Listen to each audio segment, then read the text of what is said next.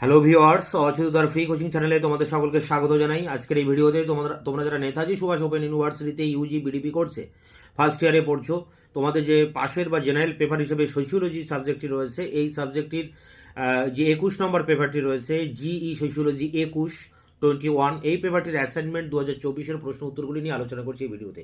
এর আগের একটি ভিডিওতে তোমাদের জিই সোশিওলজি 11 অর্থাৎ 11 নম্বর পেপারটির অ্যান্সার আমি দিয়েছি, তার লিঙ্ক দেওয়া থাকবে ভিডিও ডেসক্রিপশন বক্সে, তোমরা ভিডিওটি দেখে নিও।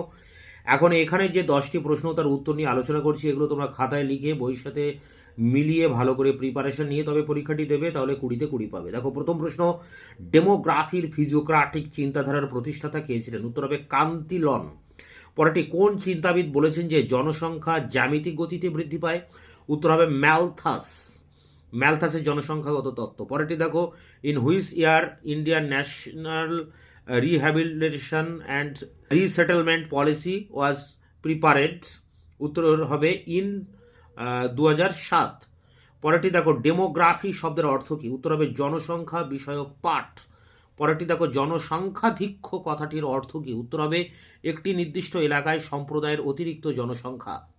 6 দাগের প্রশ্ন, ডেমোগ্রাফি শব্দটি কে এবং কখন প্রথম ব্যবহার করেন? উত্তর হবে অ্যাচিলে গুইলার্ড 1855 খ্রিস্টাব্দে। পরেরটি দেখো, when was the food adulteration act pass?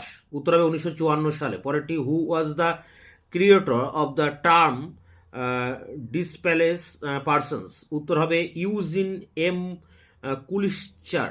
পরেরটি, উদ্বৃত্ত জনসংখ্যা তত্ত্বকে উপস্থাপন করেছেন? Karl Marx. পরেরটি এবং শেষ প্রশ্ন, অপটিমাম পপুলেশন থিওরির প্রবক্তাকে? উত্তর হবে এডউইন ক্যানন। তো এই ছিল তোমাদের সোশিওলজি পেপারের 21 নম্বর পেপারটির অ্যাসাইনমেন্টের কোশ্চেন অ্যান্সার। এটি সংগ্রহ করে পরীক্ষার প্রস্তুতি নাও। দেখা হচ্ছে অন্য কোনো ভিডিও ক্লাসে, ততক্ষণ চ্যানেলকে সাবস্ক্রাইব করে রাখবে, বন্ধুদের কাছে শেয়ার করবে। ভিডিওটি ভালো লাগলে অবশ্যই একটা লাইক দেবে।